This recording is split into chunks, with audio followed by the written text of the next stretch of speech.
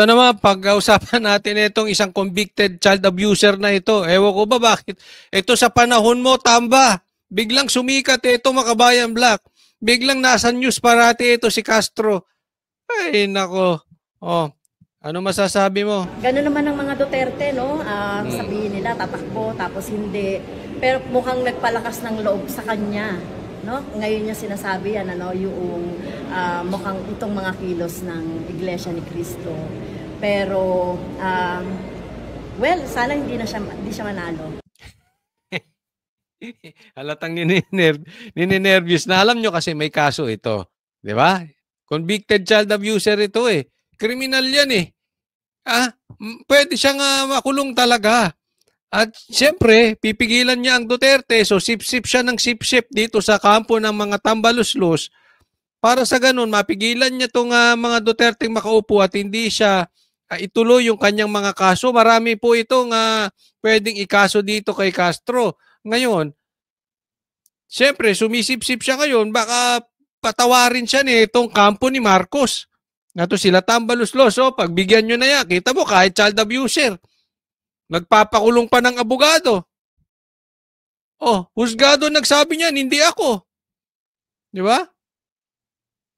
So, ito'y hitting two birds in one stone ang ginagawa nitong alien na ito. Ayaw niya mapaupo si Sara at the same time, alam naman natin ang karakas nito sila tambaluslos, itong sila Marcos. So, siyempre, sumisip-sip siya ron. Siya nagiging attack dog. So, papatawarin siya. Pero, pag tiningnan mo, halatang-halata na takot nito. Ako hindi naniniwala ako. I beg to disagree sa'yo, Castro. Diyan sa sinasabi mo na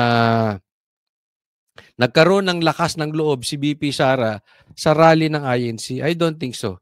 Still, hindi po ako taga-Iglesia ni Cristo, pero ito ang aking tingin talaga dito.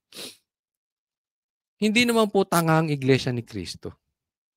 Hindi po tanga yung mga yan. At hindi yan susuporta sa isang mahinang politiko. That is public knowledge. Alam po ng lahat yan. Ang sinusuporta ng Iglesia ni Cristo ay yung malalakas. Sabi nga ng iba, huli na yan mag-decide doon sa alam nilang malakas na talaga na politiko. So sa madaling salita, ay di umano tataya ang Iglesia ni Cristo sa talunan. Sa katunayan, kaya po nakataya ang INC kay BP Sara kasi alam natin malakas si BP Sara. It's not the other way around. Na si BP Sara ay nagkaroon ng lakas ng loob dahil sa rally ng INC. Ang INC, malakas ang loob mag-rally dahil yung kanilang tinatayaan na si BP Sara ay malakas. Ganun din. Hindi lang naman Iglesia ni Cristo nandiyan dyan. Bagamat yan ay pangunguna ng Iglesia ni Cristo, maraming salamat po sa inyo. Pero marami tayong kilalang tao na nandiyan na hindi taga-Iglesia ni Cristo na dumalo. Napakadami po. Napakadami. Kausap pa nga namin sila eh. Okay? So, humalo sila dyan nang hindi sila umiepal dahil hindi sila papel katulad na itong mga nasa Quadcom, eto sila Martin, hindi mapapil. Pero nandiyan po sila. So, hindi yan puro Iglesia ni Cristo. Sa katunayan, kaya malakas ang loob ng mga nagrarally dyan, it's because meron silang sandigan na Duterte na alam nila matitinong tao at kailangan ng politiko. Yan po yan. Hindi po malakas ang Duterte dahil sa mga tao. Ang mga tao ay malakas ang loob dahil sila ay nananalig sa totoong leader. Hindi sa bangag, hindi sa weak na leader, hindi sa NPA na leader, hindi sa kriminal na leader. Dahil ito ay paniwala ng marami na etong mga Duterte ang una susugpuin droga. Pangalawa, may mga komunista. At pangatlo, korupsyon. Yang tatlong yan lang masolve sa bansang Pilipinas. Malayo na po ang mararating natin. Kaya alam mo itong mga sinasabi ng Tumakabayan Black, talagang ang lalayo sa putukan. Hindi ko alam paano naging mga congresswoman tong mga ito. Well, meron sila kasing grupo, so siguro malakas, but in any case, walang kakwenta-kwenta pinagsasabi nila. Malayo po sa katotohanan. O ito, isa pang patunay na malayo sa katotohanan, ha? Pag-usapan natin. Hindi na nagulat ang Makabayan Bloc sa pagpapakita ng puwersa ng Iglesia ni Cristo sa peace rally nito kahapon. Pero walaan nila itong epekto sa impeachment complaints na inihain laban kay Vice President. Wala daw epekto sa impeachment complaints na inahain nila against BP Sara. Wala ngang gustong pumirma eh. Ang daming nangako sa inyo, Makabayan Black, na pipirma, susuportahan itong impeachment. Until now, wala pa rin. Di ba? Yan yung sinasabi ko, nagmumukha na kayong tanga, Castro. Nagmumukha na kayong tanga, Makabayan Black. Iniwan na kayo sa ere ng mga kasamahan ninyo. Oh, ilang kayo? 300. Lagpas. Kailangan nyo 103 na signatures lang. Lahat dumidistansya. Walang gustong pumirma. Di ba? Yan yung sinasabi ko kanina na itong mga Makabayan Black, especially to si Castro, ang layo sa putukan. Walang kakwenta-kwenta mga pinagsasabi nito si Castro. Sara Duterte. Inendorso ng Makabayan Bloc ang pangalawa sa 3 reklamo. Kahit pa sabihin mong 1.5 million yan na lumabas, it's not the totality ng Filipino people asking for justice doon sa mga nangyari o naganap na paglustay ng pera ng taong bayan. Ang punto niya, kahit pamalaki yan, kahit milyon-milyon yan nagrally, hindi yan yung totality. Ibig sabihin, hindi yan yung kabuuan na gusto humihingi ng hustisya laban kay BP Sara. Isang tabi muna natin. Ma'am, may milyon ba bumoto sa'yo? Okay, nagtatanong lang. Hindi ko rin talaga alam. I honestly don't know. Kaya tinatanong ko, ma'am, ilan ba bumoto sa'yo? Ilan ba members nyo? Oh. Di ba? Ikaw ba kaya mo sagawa ng rally na naabot sa milyon? Puntahan naman natin yung humihingi ng hustisya. Saan mo napulot yan? Na milyon ang humihingi ng hustisya laban kay BP Sara. Mahal na mahal nga ng mga Pilipino, mga Duterte. Saan ka nakakita ng presidente? Naging presidente, lumabas na bilang presidente, tapos na ang termino, mahal pa rin ang Pilipino. Lahat po halos ng lumabas na presidente, pumasok, gusto sila ng taong bayan, lumabas, ayaw na sa kanila. Duterte lang po. Saan mo napulot na milyong-milyon ang gusto ng hustisya laban kay Sara? Sa bundok? Sa komunista? Hello? Ayan. Sa pagkausap natin sa ating mga kasamahan dito sa Kongreso, ay, wala rin naman silang pakialam at on the top of their mind pa rin yung impeachment. No, wala daw pakialam yung mga kongresista at on the top of their mind. O, ibig sabihin niya siguro priority pa rin. Or gusto pa rin ng mga kongresista yung impeachment. Asan na nga? Kayo ba'y bangag? Kasi para kayong hibang. Di ba? Ano sinasabi nyo? Maraming nangako sa inyo, maraming nag-pledge na pipirma. Ngayon sinasabi mo on the top of their mind yung impeachment. And until now, wala. Ma'am, tanong lang po, hibang ka ba? Tumitira ka ba ng katol? hindi ko maintindihan eh. Hindi ka in touch with reality. Buang ang tawag doon, ma'am. Nabubuang ka na ba? Nagtatanong lang po, hindi tayo nagbibintang ha. Oo, matinong tanong po yun kasi Parang ang labo nung sinasabi mo. Priority nila. Ang priority ng mga karamihang kongresista, hindi man lahat priority niyan sarili nila. Agenda nila at mag-e-eleksyon, kailangan nilang manalo sa eleksyon. Eh kung hindi mo alam yun, ma'am, anong klase kang politiko? Yan ang priority ng mga kongresista na yan. At pag dumikit sila sa impeachment, at pumirma sila sa impeachment, malamang-lamang talo sila. Ma'am, saang bansa ka nakatira? Saang planeta ka nakatirang hindi mo alam yan? Kaya until now, walang pumipirma. Until now, nakadistansya. Kayo na nga lang dyan, Dilaw at NPA at Makabayan Black, kung sino-sino pa ang gustong agresibong tumira dyan sa impeachment na yan. Ren, yung impeachment. Ang mga impeachment complaint na magkakasunod na inihain noong Disyembre, nakabinbin pa rin ngayon sa Office of the Secretary General ng Kamara. Sa ngayon, hinihintay pa raw ng Office of the Secretary General ang paghahain ng 4th impeachment complaint laban kay VP Sara.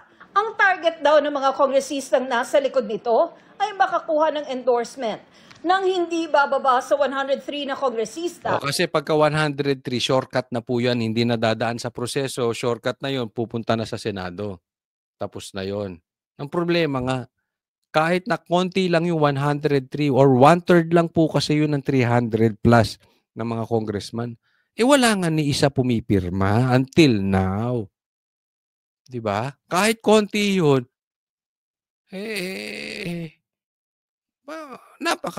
sa ngayon, napaka-imposible. O 1/3 ng lahat ng miyembro ng Kamara. Pero sabi ni House Secretary General Reginald Velasco, matapos daw ang rally ng INC, tila naninimbang ngayon ang ilang mambabatas. Let's wait and see, especially with the rally of the Iglesia ni Cristo, no? Diba sila? Napaamin sila. Naka-wait and see ang mga congressman sa mangyayari. Hindi ka naman siguro Bobo Castro para hindi mo malaman yan. Dumidistansya sila dyan. At nakita nila ang puwersa ng Iglesia ni Cristo. Tandaan nyo po, mas malakas ang Iglesia ni Cristo sa mga lokal. Congressman to. Congress ang karamihan dyan. Karamihan dyan, re-electionist. Nasa bayan-bayan. Karamihan ng lakas ng Iglesia ni Cristo nandyan sa local government.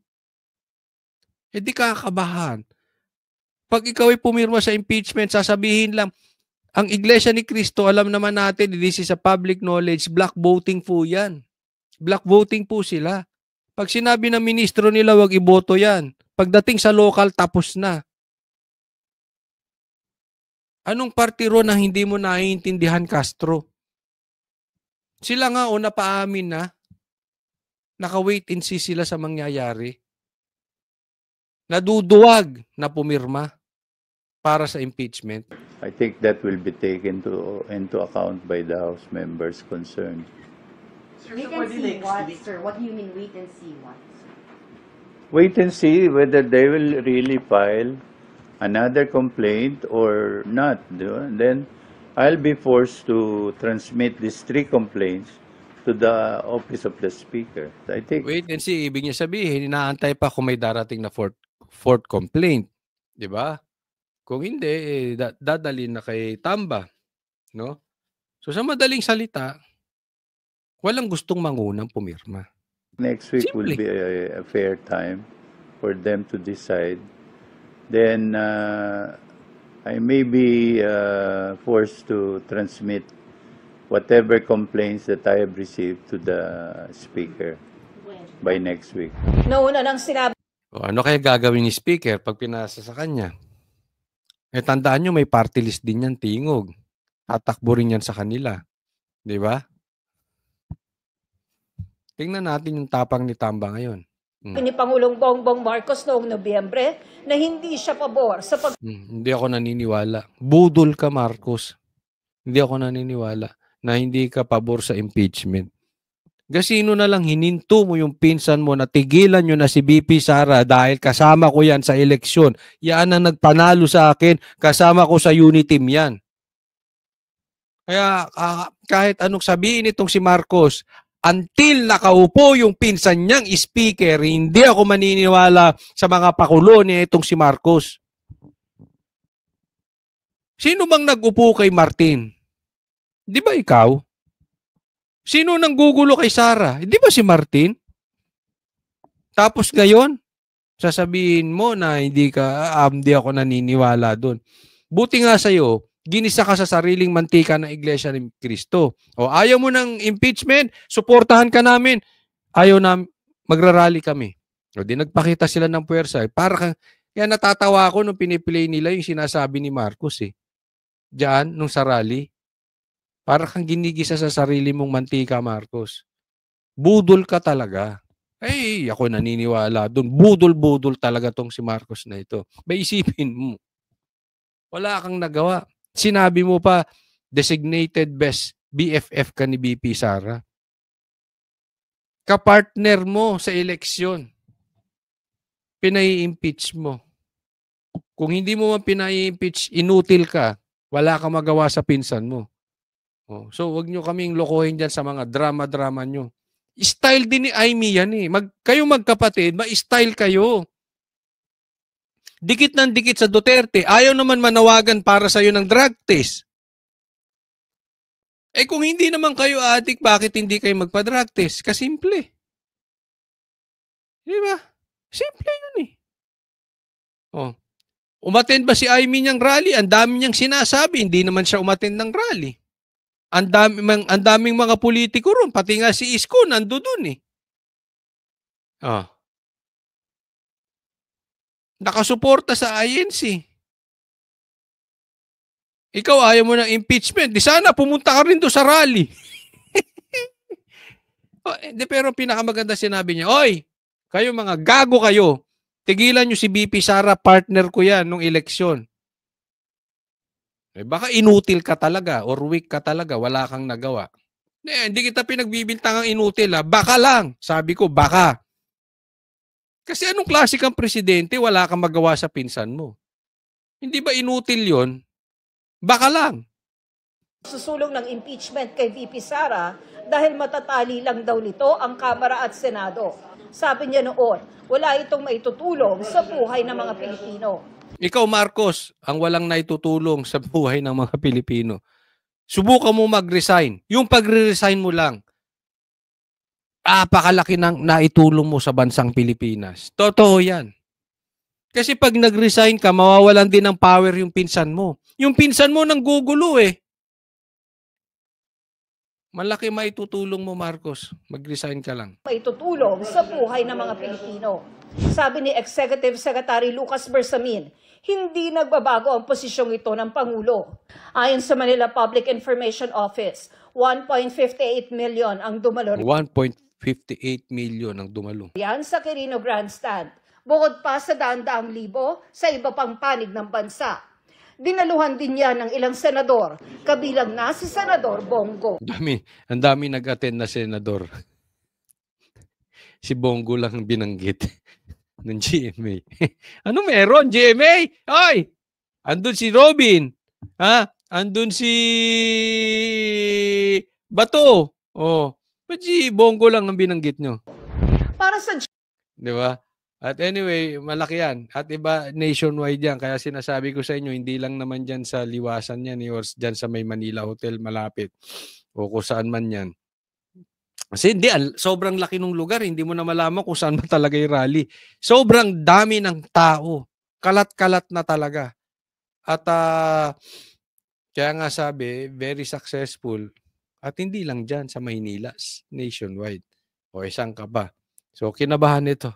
So, good luck sa impeachment nyo. But anyway, again, ang stand ko dyan, tuloy nyo yan. Ang pagtawanan ko kayo isa-isa. Okay? Huwag po kakalimutan. Coach Oli po, subscribe po kayo. Maraming salamat po para sa Diyos at Pilipinas kong mahal. Coach Oli po. God bless everyone.